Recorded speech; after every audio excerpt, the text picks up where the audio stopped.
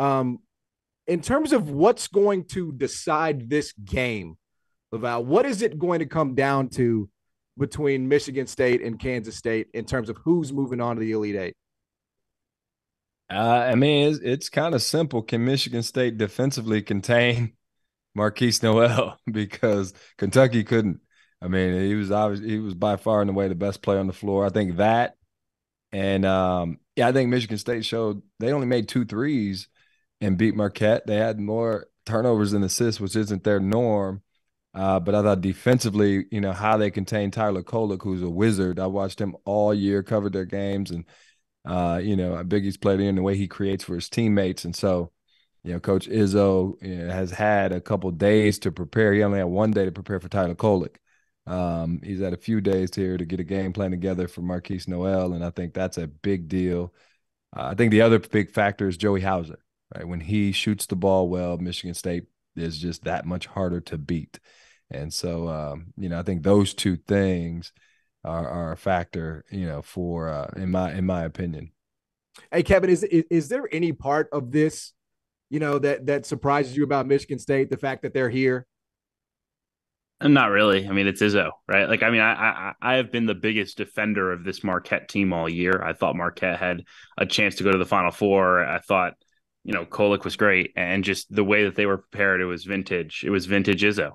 And it'll be another great test for Jerome Tang, because I thought he did an unbelievable job in that matchup with Kentucky of, Cal was blitzing those ball screens early in the game, and it was like, how are they going to generate offense if Noel can't do it? And they made some smart adjustments, in the first half, just getting away from some of their ball screen stuff, and the second half getting it on the side and have an opportunity to make plays. Like and Noel explodes. And obviously the game gets decided because K-State got hot at the end from three and Kentucky didn't. And that may just be the deal, right? That might be who wins this game is does, Keontae Johnson and Marquise Noel outshoot Tyson Walker and Jaden Akins and Joey Hauser, right? That might be the deal. But I'm just really excited to watch the coaching chess match, because I think, obviously Jerome Tang gets a lot of love for, oh my gosh, look at, he's dancing in the locker room. He's rapping Little Baby. He's hanging around, right? I love he's recruiting. It's great. It's fun. Leaning it's into awesome, man. It's awesome. But that dude can also really coach basketball. Agreed. And was, a huge part of Baylor's defense, and now has done just an amazing job with K-State and putting them in positions to win. I think in March, people tend to pick Michigan State because they think it's a coaching mismatch with Izzo every time. And this is probably thinking a little too high of Jerome Tang because it's year one, but he's proven already he can go up against Bill Self and John Calipari and big name coaches and hold his weight.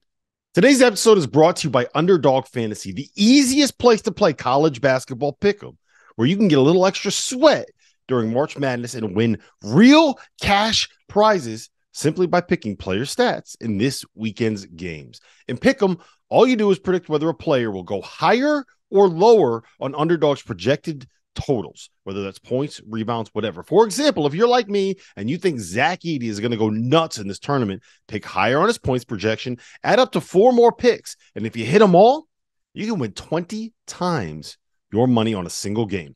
Underdog's slick mobile app is easy enough that dummies like Jeff Goodman have even figured it out. So go to underdogfantasy.com or download the app and use the code FIELD, FIELD, and Underdog will match your deposit up to $100. Now is the time to get in on the madness. So remember, underdogfantasy.com, promo code FIELD. And I think that's huge in a game like this at MSG. I don't think it's too high because I think because it's year one and they're here.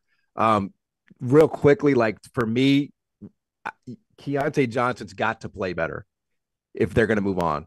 If they're going to win tomorrow, I thought he struggled with the physicality. And everybody's going to honestly fucking struggle with the physicality of Sheboy, right? But I thought, especially in that game, and Michigan State's going to bring the same toughness. So I feel like you have to get a better game from him. And I know Noel is the story because he went berserk.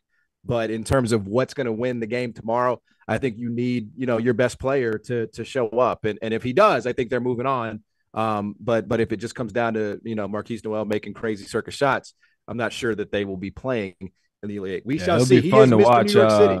Malik Hall, which I'm sure will draw, him and I mean, that'll be a fun matchup to watch because, similar build and similar size, and Malik will have to do the job. The other part is they're going to have to keep Michigan State off the glass. Yep. They couldn't do that against Kentucky. Yeah, and I think that was Oscar's he's a different animal. He is. But it is something that's emphasized. You go to any Michigan State practice, it is something that is heavily emphasized. And it's not one of Izzo's best rebounding teams, but, Sissoko had 3 offensive rebounds in the first game. Malik had 2. Joey Hauser would get in there. And Kansas State isn't great on the glass. Yeah, so it's one of the more intriguing games, I think, tomorrow.